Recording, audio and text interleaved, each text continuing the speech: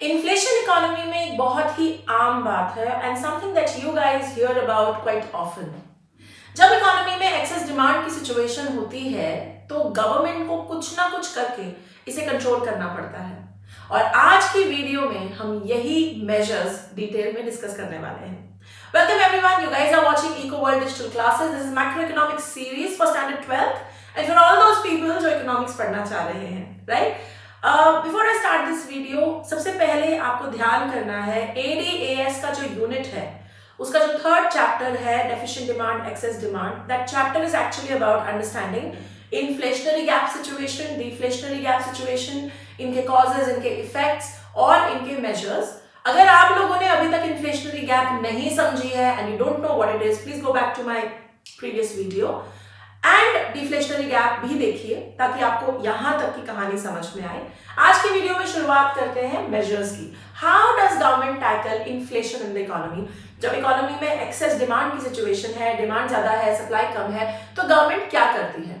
पिछली वीडियो में भी समझा चुकी हूं डिटेल में कि there are two policies that the government has, fiscal and monetary. Fiscal policy is about government's revenue and taxation.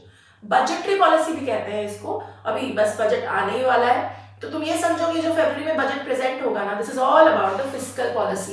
ये सब जो चीजें मैंने लिखी है ना, बस यही सारी चीजें तुम्हारे अभी बजट में दिखनी शुरू हो जाएंगी। ओके, सेकेंड पॉलिसी होती है मॉनेटरी, मनी रिलेटेड पॉलिसी। ये वैसे तो आरबीआई कंट्रोल करती है बट ऑब्वियसली गवर्नमेंट के बिहाफ पे कंट्रोल करती है और यही तो अस्त्र है सरकार के पास in order to control inflation in the economy. Okay, चलो शुरुआत करते हैं। Before I forget, I hope आप लोग मेरी वीडियोस फॉलो कर रहे हैं। पिछली वीडियो में मैंने कहा था हम एक क्वेश्चन आंसर सीरीज स्टार्ट कर रहे हैं, यानी whenever you guys have a doubt, मैं towards the end of the video आपके जो डाउट्स हैं, आपके जो क्वेश्चंस हैं, एक एक क्वेश्चन पिकअप करूंगी and I try to answer them. तो please don't forget, if you have any doubts in any video whatsoever, please leave your doubts in the comment section and I will come back to you in my videos towards the end. Okay, alright. तो सबसे पहला है tax. आपको पता है कि tax is something that we pay to government. ये एक नेसेसरी पेमेंट है जो सरकार को देनी पड़ती है और जिसके बदले सरकार हमें डायरेक्टली कुछ नहीं देता। मतलब ऐसा नहीं है कि मैंने टैक्स दिया और सरकार ने चिट काट के मुझे कहा ले भाई तूने मुझे इतने पैसे दिए, इसके बदले मैं तेरे को 2 गुड्स दे रहा हूं। No, it's a compulsory payment on our behalf और it's a well known fact कि सरकार का सबसे बड़ा रेवेन्यू सोर्स इज टैक्सेशन। और जब हम टैक्स देते हैं, हम मतलब कंज्यूमर्स, प्रोड्यूसर्स, तब गवर्नमेंट के पास रेवेन्यू आता है और गवर्नमेंट उस पैसे को इकोनॉमी की डेवलपमेंट पे खर्च करती है। ठीक है, अब first of all you have to understand excess demand का मतलब है डिमांड ज्यादा है। डिमांड ज्यादा क्यों है? क्योंकि इनकम ज्यादा है और मुझे इसे कंट्रोल करना है। तो मतलब क्या करना है? What do I want to do with the income? मैं इनकम कम करना चाहती हूँ। प्लीज डोंट फॉरगेट दिस, क्योंकि जब तक ये फंडा क्लियर नहीं है ना, तुम यहां लॉजिक नहीं लगा पाओगे। रट्टा तो is out of question. So simple, I want to reduce the income in the economy because I want to reduce the demand in the economy. तो अब इस पॉइंट ऑफ व्यू से हम डिस्कस करेंगे टैक्स का क्या करेंगे। देखो, जब टैक्स बढ़ता है, मान लो मैं ज्यादा टैक्स दूंगी, मान लो मैं 50,000 कमाती हूँ और मैं 10,000 टैक्स की तरह देती हूँ, तो मेरे हाथ में कितना बचा? 40,000। तो मैं 40,000 ही खर्च कर सकती हूँ। अब मान लो टैक्स बढ़ के हो गया 20,000, अब मेरे हाथ में कितना रहा? 30,000। Therefore now I will be able to spend less, therefore demand कम हो जाएगी। इसीलिए इन्फ्लेशन के समय गवर्नमेंट टैक्सेस बढ़ा देती है। So next time when you see the taxes are up in certain areas, please evaluate कि क्या कहीं वहां इन्फ्लेशन तो नहीं चल रही, क्योंकि टैक्स बढ़ा के हम कोशिश करते हैं कि लोगों के पास कम पैसा रहे and then they spend less, क्योंकि हम चाह रहे हैं कि इकोनॉमी में ज्यादा स्पेंडिंग हो रही है वो कम हो जाए। अगला पॉइंट है सब्सिडीज। ठीक उल्टा, सब्सिडी गवर्नमेंट हमको देती है। हमको एलपीजी की सब्सिडी मिलती है। You guys know that in India we have a LPG subsidy. A lot of producers get a lot of subsidy. Subsidy government की तरफ से बेनिफिट है। गवर्नमेंट कुछ पैसे लोगों को देती है, उनका प्रोडक्शन इजी कर देती है। देखो, जब भी सब्सिडी गवर्नमेंट देती है ना, मनी इकोनॉमी में बढ़ती है, इनकम बढ़ती है। क्यों? मैं एग्जाम्पल देती हूँ। तुम्हारे को सोलर लाइट्स लगाने में 7 लाख रुपए लग रहे थे, गवर्नमेंट ने उस पर सब्सिडी दे दी 2 लाख की। Now you will have to only spend 5 lakh from your own pocket. तो 2 तो तुम्हारे हाथ में बच गए ना, तो तुम 2 से स्पेंडिंग बढ़ा सकते हो, राइट? तो इसीलिए सब्सिडी जब भी गवर्नमेंट बांटेगी पैसा बनेगा। But what are we trying to do over here? What do we want to do over here? We don't want the income to increase, हम तो चाहते हैं कम हो जाए क्योंकि इन्फ्लेशन है इकोनॉमी में, इसीलिए हम सब्सिडी बढ़ाएंगे नहीं, कम करेंगे। ठीक, next public debt. In my last video I explain कि सरकार भी लोन लेती है भाई लोगों से, ट्रेजरी बिल्स निकालती है, उन बिल्स वो 1 साल के लिए लोन लेती है, लोग लोन देते हैं गवर्नमेंट को और गवर्नमेंट उसके बदले लोगों को साल भर के बाद पैसे भी वापस करती है और इंटरेस्ट भी देती है। ऑब्वियस सी बात है, तुम लोग हो, मैं गवर्नमेंट हूं, मैं तुमसे लोन लूंगी तो पैसा कहां से कहां मूव करेगा, तुमसे मेरे पास, तुम्हारे पास पैसा कम रहेगा, तुम कम खर्चा करोगे, इनकम कम हो जाएगी। ऑन द अदर हैंड, अगर मैं तुमसे लोन ना लूं तो तुम्हारे पास ज्यादा पैसा रहेगा, तुम ज्यादा खर्चा करोगे। तो इसीलिए इन्फ्लेशन के समय में हम पब्लिक डेट इंक्रीज करते हैं। हमसे मेरा मतलब है government. Government tries to take more loan from the people. तुम लोग, मैं गवर्नमेंट, तुमसे पैसा मेरे पास, तुम्हारे हाथ में पैसा कम, and as a result of that aggregate demand ठीक हो जाएगी। ठीक है, आगे चलते हैं। Public expenditure, whenever government spends on the economy, it is called public expenditure. सड़कें बना ली, ब्रिजेस बना लिए, एयरपोर्ट बनाए, सी पोर्ट बनाए, ये सब पब्लिक एक्सपेंडिचर है। अब जब गवर्नमेंट पब्लिक एक्सपेंडिचर करती है तो इकोनॉमी में इनकम जनरेट होती है। मैंने अपनी पिछली वीडियो में भी ये बात समझाई थी, फिर से समझा रही हूं। अगर मैं कोई नया सड़क का प्रोजेक्ट, मैं मतलब गवर्नमेंट कोई नया सड़क का प्रोजेक्ट बना रही है, तो गवर्नमेंट हाथ में लेके पैसे नहीं घूमने वाली है। What it will do is it will hire people, it will take help of private entrepreneurs, private industries, उनके साथ जॉइंट वेंचर करेंगे, उनके साथ मिल के सड़क बनाएंगे। तो जब उनके साथ मिल के सड़क बनाएंगे तो उनको पैसे देंगे, वो आगे 10 लोगों को, 100 लोगों को नौकरी पे रखेंगे, उनको पैसे मिलेंगे। तो यानी मेरे से, गवर्नमेंट से पैसा निकलकर कंपनी को, कंपनी से पैसा निकलकर कई लोगों को, कहने का मतलब है नौकरियां बनेंगी, एम्प्लॉयमेंट जनरेट होगी and income will be generated, which means there will be more money supply in the economy, demand बढ़ जाएगी। बट हमने क्या करना है, हमारी सिचुएशन है इन्फ्लेशन की, हम क्या चाह रहे हैं, डिमांड हो जाए कम, इनकम हो जाए कम। तो हम क्या करेंगे, हम पब्लिक एक्सपेंडिचर को कम कर देंगे। इनफैक्ट ये जितनी वेलफेयर पॉलिसीज हैं, ये जितनी गरीबों के लिए अनएम्प्लॉयमेंट पॉलिसीज हैं, they are all part of public expenditure. इसलिए भी इन्फ्लेशन की situation is not good, you know. So people only understand inflation as महंगाई, कि हाय गरीब तो मर गया, महंगाई हो गई। सिर्फ इतना नहीं है बच्चों, गरीब मर गया महंगाई से नहीं, गरीब दूसरी तरफ से भी मरेगा, क्योंकि जब इन्फ्लेशन बढ़ेगी तो सरकार को अपना पब्लिक एक्सपेंडिचर कम करना पड़ेगा, और जब कम करना पड़ता है ना, तो गवर्नमेंट सबसे पहले ये जो ऐसी पॉलिसीज होती है ना, वेलफेयर वाली, पावर्टी, अनएम्प्लॉयमेंट वाली, इनको काटती है। So look at the poor person, ना वैसे महंगाई हो गई और जो उसको थोड़ा बहुत गवर्नमेंट से पैसा मिलता था वो भी गया, तो दोनों तरफ से वो मारा जाता है। इसीलिए हम कहते हैं that inflation is a big problem. This is exactly why, क्योंकि सरकार के पास ऑप्शन नहीं है, इन्फ्लेशन कंट्रोल करने के लिए पब्लिक एक्सपेंडिचर कम करना पड़ेगा। आगे चलो, डेफिसिट फाइनेंसिंग। अब डेफिसिट फाइनेंसिंग क्या है, डेफिसिट मतलब कमी, किसको कमी, गवर्नमेंट को कमी। क्यों, बिकॉज उनका revenue is less and the expenditure is more, now there is a deficit. अब इसको ठीक करना है तो एक तरीका है कि आरबीआई जी को बोल दो और प्रिंट कर दो जी करेंसी, और नोट्स छाप दो हमारे लिए। This is called deficit financing, when government asks RBI to print more currency notes on its behalf to finance its deficit. It is known as deficit financing. ठीक है, जनरल रूल ऑफ थंब है, जब भी deficit financing बढ़ेगी पैसा बढ़ेगा, और जब पैसा बढ़ेगा डिमांड बढ़ेगी। करेक्ट, क्योंकि आरबीआई और नोट छापेगी, कमर्शियल बैंक्स को देगी। कमर्शियल बैंक प्रॉफिट वाली इंस्टीट्यूशन है, वो क्या करेंगे उस पैसे का, और लोन बांटेंगे, और लोन बांटेंगे तो कहीं ना कहीं जाकर पैसा और जनरेट होगा। तो इसीलिए इन्फ्लेशन में हमें ठीक उल्टा करना है, हमें इन्फ्लेशन में पैसा नहीं बढ़ाना, हमें खींचना है इकोनॉमी से। So we will reduce deficit financing and government, finally government borrowings from RBI, government loan लेगी आरबीआई से। गवर्नमेंट क्यों लेती है भाई लोन लोगों से, नहीं लिएगा, why does it take loan from RBI, from World Bank, from other countries? Why does government take loan? Obviously to spend in the economy. And the minute spend in the economy increases, the money supply in the economy increases, बढ़ जाती है और inflation होगी। तो obviously RBI से जो borrowing कर रही है गवर्नमेंट, उसे भी कम करना पड़ेगा, ताकि इकोनॉमी में खर्चा ना बढ़े और ज्यादा इनकम ना आए और एग्रीगेट डिमांड कम हो जाए। हम यही चाहते हैं in the situation of inflation. ठीक है भाई, यहां तक क्लियर है?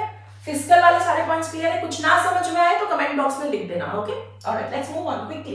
मॉनेटरी पॉलिसी बैंकिंग वाली पॉलिसी, क्वालिटेटिव क्वांटिटेटिव रिफॉर्म्स वाली पॉलिसी बैंकिंग के चैप्टर में पढ़ चुके, डिफ्लेशनरी गैप के मेजर्स में पढ़ चुके, बट फिर से रिपीट करूंगी। रेपो रेट वो रेट जिसपे आरबीआई कमर्शियल बैंक्स को लेंड करता है, पैसे देता है। रेट मतलब रेट ऑफ इंटरेस्ट, जिस रेट ऑफ इंटरेस्ट पे आरबीआई कमर्शियल बैंक्स को पैसे देता है हम उसको रेपो रेट बोलते हैं, ठीक है। तो आरबीआई कमर्शियल बैंक्स को पैसे देता है। जब आरबीआई ये रेट ऑफ, अब हम क्या चाहते हैं, व्हाट डू वी वांट, हम चाहते हैं पैसे कम हो जाए, डिमांड ताकि कम हो जाए, करेक्ट। तो जब आरबीआई रेट ऑफ इंटरेस्ट बढ़ाएगी, अपना लोन महंगा करेगी, तो कमर्शियल बैंक्स जब आगे लोगों को लोन देंगे वो किस रेट पे बेचेंगे, कम या ज्यादा, ऑब्वियसली ज्यादा।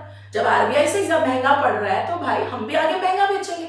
अब जब कमर्शियल बैंक महंगा लोन बेचेगा तो लोग कम लोन लेंगे, इनकम कम होगी, देयरफॉर एग्रीगेट डिमांड कम हो जाएगी। इसीलिए रेपो रेट को बढ़ाया जाता है इन inflation. Same logic bank rate के साथ, बैंक रेट और रेपो रेट एक ही बात। आरबीआई जिस रेट ऑफ इंटरेस्ट पे कमर्शियल बैंक्स को लोन देती है that is called repo rate and bank rate. The only difference is repo is short form for repurchase, तो रीपर्चेज का सीन होता है रेपो रेट में जो कि बैंक रेट में नहीं होता। अगर आप इसको डिटेल में समझना चाहते हैं then go back to my banking chapter के क्वांटिटेटिव रिफॉर्म्स, मैंने वहां ये बहुत क्लियरली समझाया कि ये रीपर्चेज वाला फंडा क्या है, ठीक है। तो अभी के लिए हम पढ़ रहे हैं कि हम इन्फ्लेशन में क्या करेंगे, तो हमने समझ लिया कि रेपो रेट बढ़ाएंगे ताकि लोन महंगे हो जाए, लोग लोन कम लें। बैंक रेट भी आरबीआई बढ़ाएगी ताकि आगे कमर्शियल बैंक्स भी रेट हाई करें और लोन महंगे हो जाए, लोग ना करें। Okay, I have to say one thing over here. While you're writing these answers, CBSE में ना presentation का बहुत सीन है, even in ICSE. What you do is you write bank rate, बड़े-बड़े मोटे अक्षरों में, define it, and then very quickly write. अगर दोनों पूछा गया है कि inflation deflation में क्या होगा, तो एक header बनाइए in inflation, दूसरा header बनाइए in deflation. Inflation में like I जैसे मैंने समझाया है, बिल्कुल point wise वो लिखिए. That RBI will increase its current, for example, repo rates की बात कर रहे हैं. तो रेपो रेट की डेफिनेशन, इन्फ्लेशन का पॉइंट कि आरबीआई अपनी रेपो रेट बढ़ाएगी, as a result of that even commercial banks will increase their rate of interest, loans will become expensive, people will take lesser loans and hence the income in the economy will fall and therefore aggregate demand will stand corrected. खत्म, कुछ रट्टा नहीं है, जो logic है ना उसी को एज इट इज लिख दो। हाँ, बट एक गलती जो सारे बच्चे करते हैं, मैंने बहुत देखा even when I do this offline classes, goal मार देते हैं यार, दो लाइनें लिख देते हैं और तीसरा सोचते हैं टीचर इकोनॉमिक्स को आता ही होगा, समझ जाएगी। सी यू टू रिमेंबर, टीचर को तो सब कुछ आता है यार, तुम्हें आता है कि नहीं वो बताना पड़ेगा, और जब तक बताओगे नहीं डिटेल में मार्क्स नहीं मिलेंगे। Keep track of this, okay, इस बात का ध्यान रखना। अब थर्ड पॉइंट पे चलते हैं, reverse repo rate. Reverse repo rate वो रेट है, बैंकों के पास एक्सेस पैसा होता है, कमर्शियल बैंक के पास, बैंक को कमाना होता है प्रॉफिट, वो पैसे से पैसा बनाते हैं। अब बैंक के पास दो रास्ते हैं, या तो अपना एक्सेस पैसा आरबीआई के पास रख दे, या अपना एक्सेस पैसा लोन की तरह बांट दे। अब इन्फ्लेशन के समय क्या हम चाहते हैं कि ज्यादा लोन बढ़े? नहीं, हम नहीं चाहते, क्योंकि डिमांड ऑलरेडी ज्यादा है, हम नहीं चाहते और बढ़े। तो फिर आरबीआई क्या करे, ऐसा क्या करे आरबीआई की जो कमर्शियल बैंक है ना ये लोन ना दे और अपना सारा पैसा आरबीआई के पास रख दे? कब करेगा ऐसा? मान लो आरबीआई की reverse repo rate is 10% and the loan rate is 14%, तो कमर्शियल बैंक क्या करेगा यार, वो 14% का लोन देगा। वो क्यों रखे आरबीआई के पास पैसे? आरबीआई तो 10% का इंटरेस्ट दे रहे हैं, हमको नहीं अपने पैसे बर्बाद करने। I would prefer giving loan to people. But if अगर उल्टा हो जाए, अगर रिवर्स रेपो रेट आरबीआई बढ़ा दे, 14% कर दे and the loan rate is only 10%, तो फिर क्या करेंगे कमर्शियल बैंक्स? आरबीआई के पास अपना पैसा रखेंगे, लोन कम देंगे, और हम यही चाहते हैं कि इन्फ्लेशन ना हो, इसलिए लोन कम बढ़े। तो रिवर्स रेपो रेट आरबीआई बढ़ा देगा, 14% कर देगा, ताकि कमर्शियल बैंक अपना पैसा उधर रखे, इधर ना दे, और इन्फ्लेशन ठीक हो जाए। ओपन मार्केट ऑपरेशन, जब आरबीआई गवर्नमेंट की सिक्योरिटीज यानी गवर्नमेंट की कंपनियों के शेयर्स, डिबेंचर्स, ट्रेजरी बॉन्ड्स, ये सब मार्केट में बेचती है, हम उसे ओपन मार्केट ऑपरेशंस बोलते हैं। अब इसमें ना, इसको करते हुए, इसको कैसे करना है, अपने आप को गवर्नमेंट अज्यूम कर लो, मैं गवर्नमेंट, तुम लोग। अब तुमने देखना है पैसा मूवमेंट कैसे होगी। अगर मैं तुमसे, गवर्नमेंट तुमसे सिक्योरिटी वापस खरीदती है, तो मेरे से पैसा तुम्हारे पास जाएगा, ये तो गड़बड़ हो गई भाई।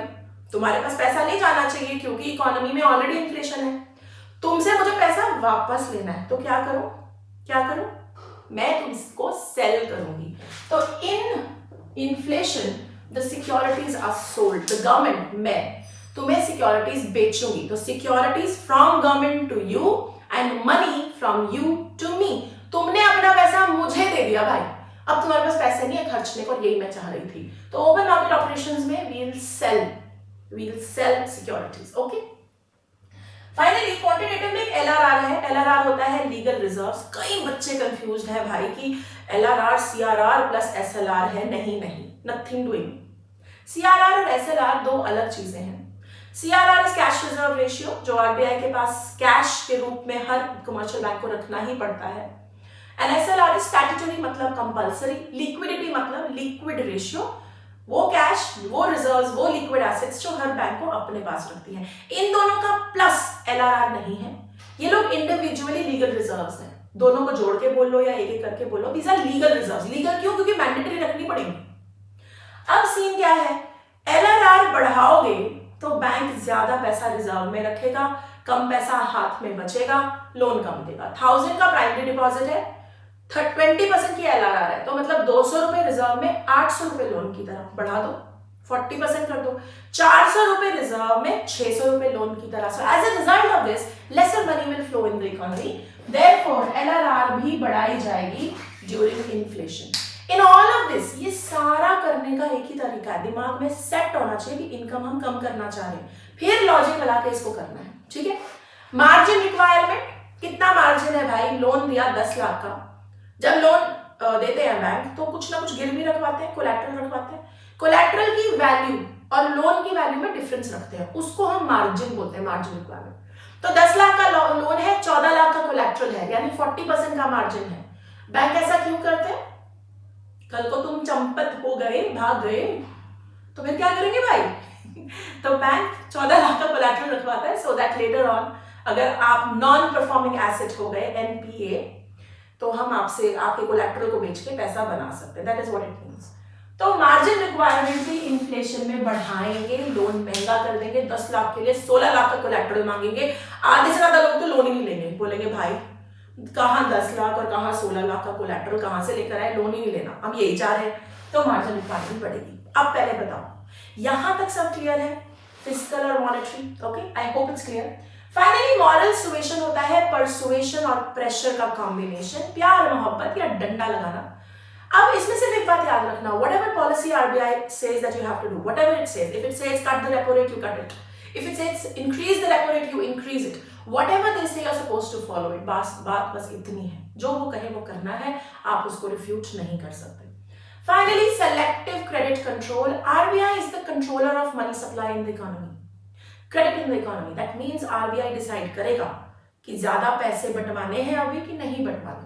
तो जिन हरकतों से पैसे बढ़ेंगे ना इकोनॉमी में, उसको RBI कंट्रोल करेगा इन्फ्लेशन के समय में। यानी RBI dear money policy follow करेगा, या जिसे हम बोलते हैं स्ट्रिक्ट हो जाएगा पैसे को लेकर। मतलब तुम नया ब्रांच खोलने जा रहे हो तो नया ब्रांच खोलोगे, नए अकाउंट खोलेंगे, ज्यादा लोन दोगे।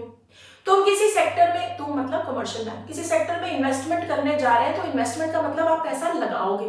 जब भी पैसा लगाओगे इकोनॉमी में और पैसा बनेगा। तो हम नहीं चाहते, इकोनॉमी में इन्फ्लेशन है अभी, तो हम चाहते हैं कि भाई थम जाओ, रुक जाओ।